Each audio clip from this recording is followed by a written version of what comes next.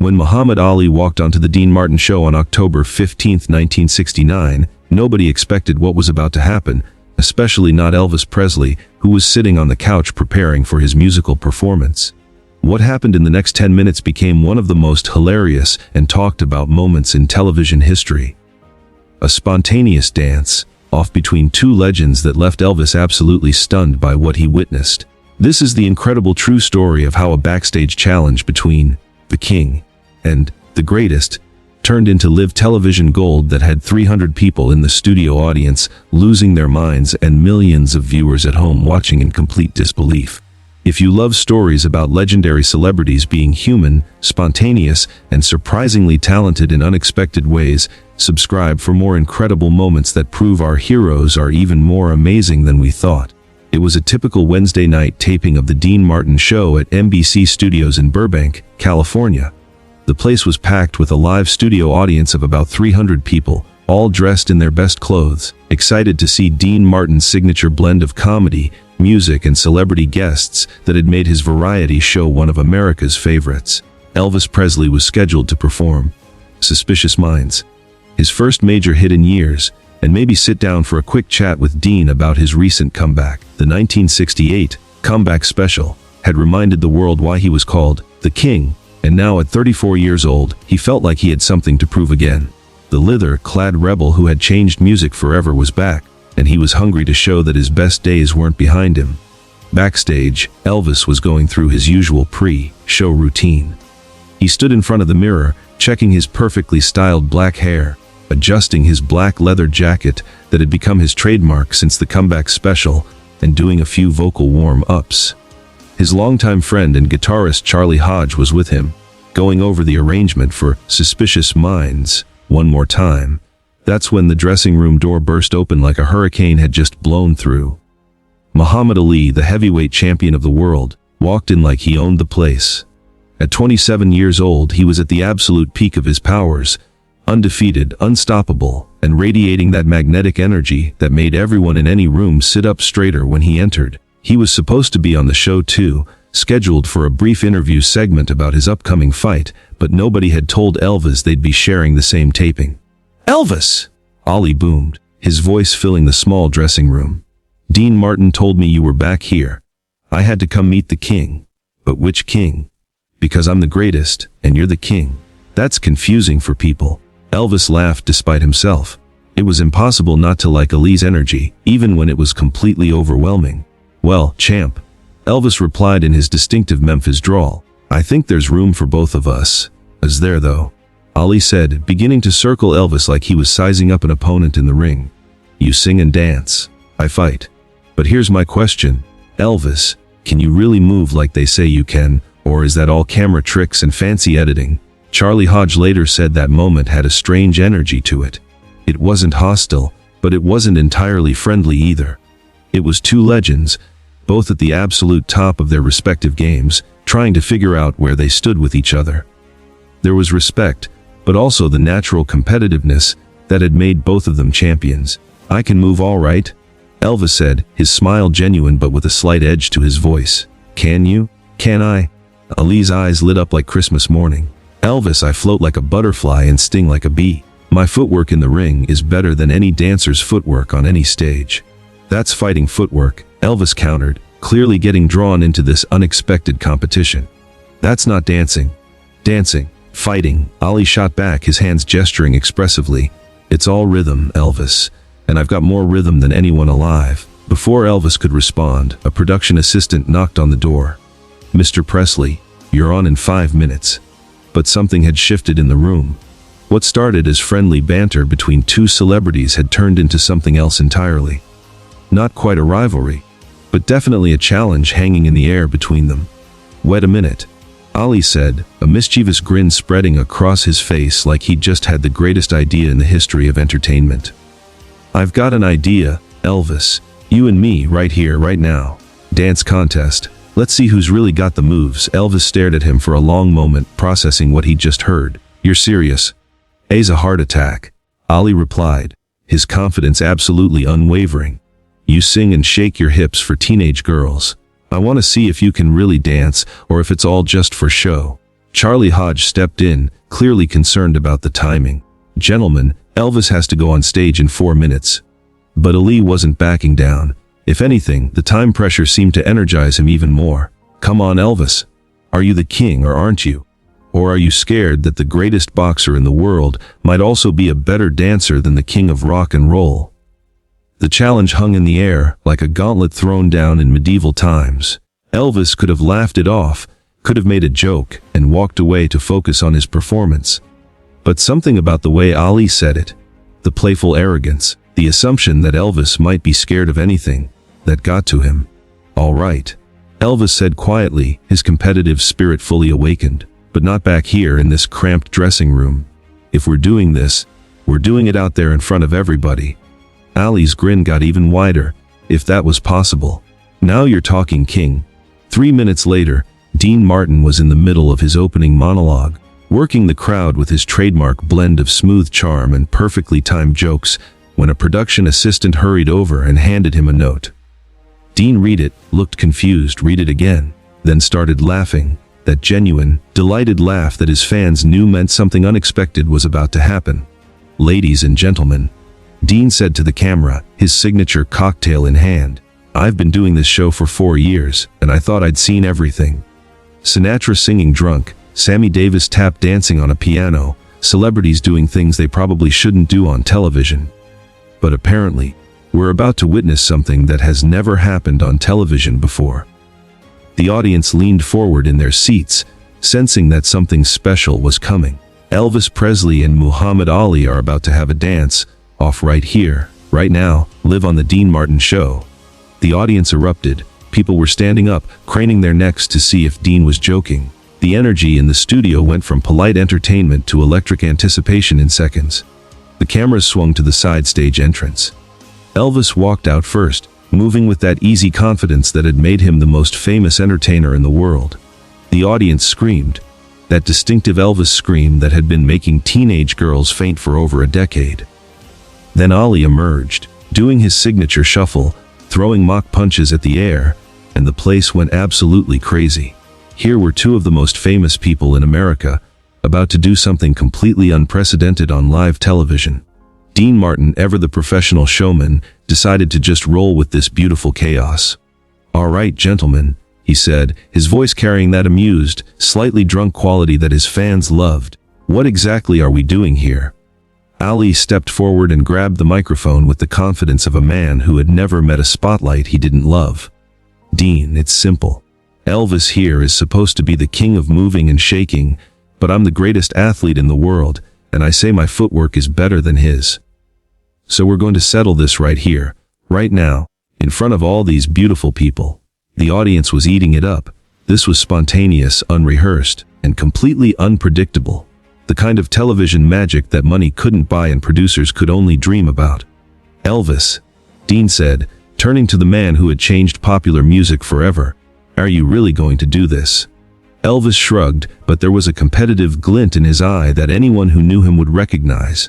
"Well, Dean, the champ here seems to think he can out-dance me. I can't let that stand unchallenged, can I?"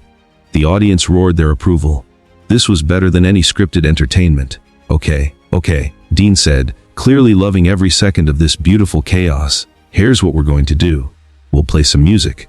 Ali goes first, shows us what he's got, then Elvis goes, and then we'll let the audience decide who wins. Sound fair?" Both men nodded, the competitive fire clearly burning in both of them now. "But here's the thing," Dean added, his comedic timing perfect, "I get to pick the music." The audience laughed, knowing Dean Martin's reputation for throwing curveballs. "All right, band," Dean called out to the musicians, "let's start with something up-tempo. Give us some James Brown. I got you." The band launched into a funky, driving beat that immediately got people moving in their seats. Ali heard those opening notes and his face lit up like he'd just been handed the perfect weapon for this battle. Ali immediately started moving, and to everyone's surprise, including Elvis's, he was actually good, really genuinely good. This wasn't just a boxer trying to dance. Ali's footwork was incredible. He combined his famous boxing shuffle with actual dance moves, spinning and sliding across the stage with surprising grace. His athletic ability translated perfectly to rhythm and movement. He threw in little Ali flourishes, air punches that somehow worked perfectly with the beat, spins that showed off his incredible balance, and slides that demonstrated the footwork that had made him untouchable in the ring.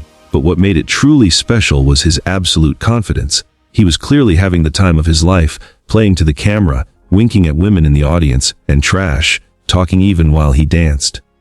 "Come on, Elvis," Ali shouted over the music, never missing a beat. "Let's see if you can top this." The audience was going wild. This wasn't what they'd expected from a heavyweight boxing champion, but they were loving every second of it. When Ali finally stopped breathing hard but grinning from ear to ear, the entire studio audience gave him a standing ovation. Even Elvis was clapping, shaking his head in genuine amazement. "Champ," Elvis said into the microphone, his respect clearly genuine, "I had no idea you could move like that."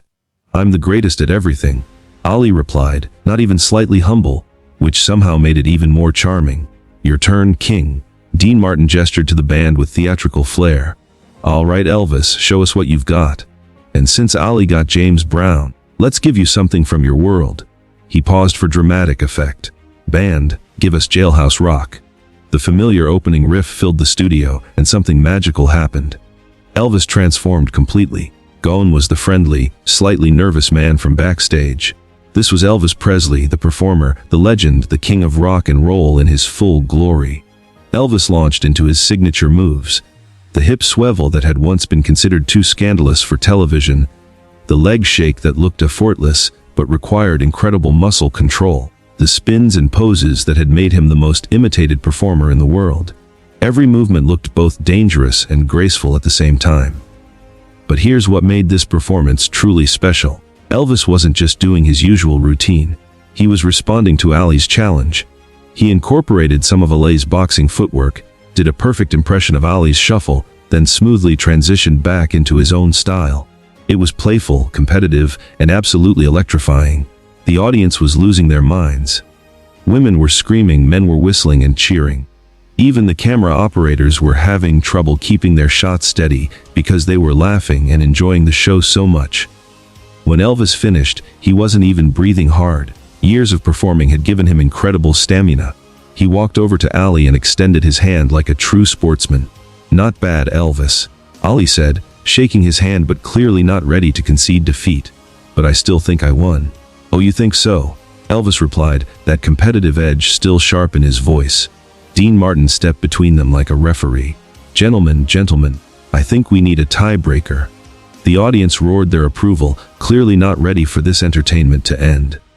"Here's what we're going to do," Dean announced with the flair of a master showman. "You're both going to dance together at the same time to the same music. Let's see if you can stay in sync, or if this whole beautiful thing falls apart." Ali and Elvis looked at each other.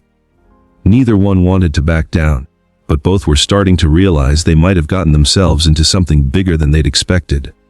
"All right, band," Dean said. "Let's go with something everyone knows. Give us the twist." The moment the music started, disaster struck in the most hilarious way possible. Ali and Elvis both tried to lead. They were doing completely different moves to the same beat. Ali was still incorporating his boxing shuffle. Elvis was doing his signature hip swivel. They bumped into each other. Ali tried to spin and nearly took out Elvis's legs. Elvis stepped left while Ali stepped right, and they almost collided again. The audience was howling with laughter. This wasn't the elegant, coordinated performance anyone had expected. This was two massive egos trying to share the spotlight and completely failing in the most entertaining way possible. Wait, Elvis called out, laughing despite his competitive frustration. "We need a plan here." "A plan," Ali said, also cracking up at the beautiful chaos they'd created. "Elvis, you can't plan rhythm, you just feel it." "Well, we'd better feel something together," Elvis replied, "or we're going to end up in a pile on the floor." Dean Martin was standing off to the side, cocktail in hand, just watching this unfold with the biggest grin on his face. "This is the greatest thing I've ever seen," he told the camera. Elvis and Ali huddled for a moment, discussing strategy that the audience couldn't hear. Then they broke apart, nodded to each other like they'd worked out a battle plan, and signaled the band to start again. This time, they had a strategy. They would alternate. Ali would do 8 counts of his moves, then Elvis would do 8 counts of his moves. Simple, clean, taking turns like civilized competitors. The band started playing again, and it worked. Sort of. Ali did his footwork, looking smooth and confident in his element. Then Elvis took over with his hip action and signature moves, equally confident and polished. Back and forth they went, each trying to outdo the other, but at least not crashing into each other anymore. The audience was loving this organized chaos, cheering for both men as they showcased their different styles. But then, in a moment that would become the most talked about part of the entire encounter, Ali decided to try something that would change everything. He decided to attempt one of Elvis's signature moves, the hip swivel. As Elvis finished his 8 counts, Ali stepped forward with supreme confidence and started swiveling his hips, trying to imitate Elvis's most famous and recognizable move. The problem was, Ali's hips didn't move like Elvis's hips. Elvis made the move look smooth, natural, almost liquid, like his entire body was designed for that specific motion. Ali, on the other hand, looked like he was having some kind of medical emergency. And then, in the middle of his exaggerated hip swivel, disaster struck. Maybe it was the waxed studio floor. Maybe it was because he was trying too hard to master a move that wasn't natural to him. Maybe it was just karma for all his trash talk. But Muhammad Ali, the greatest heavyweight champion in the world, the man who floated like a butterfly and stung like a bee, fell flat on his back in the middle of the Dean Martin show stage. The audience gasped collectively, then realized Ali wasn't hurt and exploded with laughter. Even the band stopped playing because they were laughing too hard to continue. Elvis stood over Ali, hand extended to help him up, with the biggest, most genuine smile on his face. "Still think you're the greatest dancer, champ?" Elvis asked, his tone playful rather than mean. Ali, to his absolute credit, was laughing as hard as anyone in the studio. He grabbed Elvis's hand and pulled himself up, brushing off his clothes with theatrical dignity. Okay, Ali said, his pride intact despite the fall. Maybe. Just maybe. The king might have better dance moves than the champ. The audience gave them both a standing ovation that lasted nearly 2 minutes. Not just for the entertainment, but for the good sportsmanship and genuine fun they just witnessed.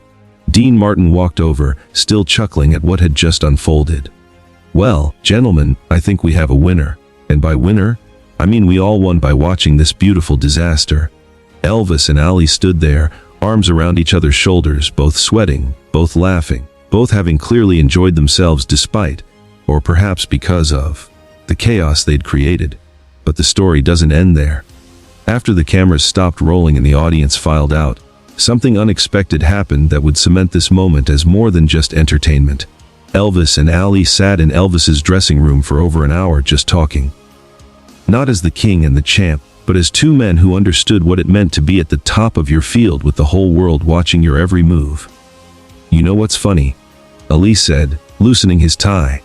"People expect us to be rivals. Two guys both called the greatest at what we do. But I don't feel like your rival, Elvis. I feel like I just made a friend." Elvis nodded, his famous smile more relaxed and genuine than it had been all evening. "I was thinking the same thing, champ. We're both just trying to do our best and make people happy. That's all any of us can do." Before Ali left that night, they exchanged gifts, a gesture that would bind their friendship forever. Elvis gave Ali a silk scarf from one of his concerts. Ali gave Elvis a pair of his boxing gloves with a note that read, "To the king, from the greatest. Friends forever." The footage from that dance-off was replayed for weeks on television. It became one of the most requested segments in Dean Martin show history. Critics called it spontaneous television gold and the kind of magic you can't script. Years later, Entertainment Weekly would rank it as one of the top unscripted moments in television history, and both Elvis and Ali would cite it as one of their favorite career memories. What made the moment truly special wasn't the dancing, the falling, or even the competition. It was watching two legends be humble enough to laugh at themselves and confident enough to challenge each other in something completely outside their expertise. The story of Elvis and Muhammad Ali's dance-off reminds us that greatness doesn't mean taking yourself too seriously. It means being confident enough in your abilities that you can laugh when things go wrong, competitive but not mean-spirited, and understanding that sometimes the best moments come from saying yes to something unexpected and ridiculous. That October night in 1969, two legends tried to outdance each other and ended up creating television magic that people still talk about today. It proves that sometimes the greatest victories aren't about winning. They're about being willing to fall flat on your back and get up laughing with a new friend.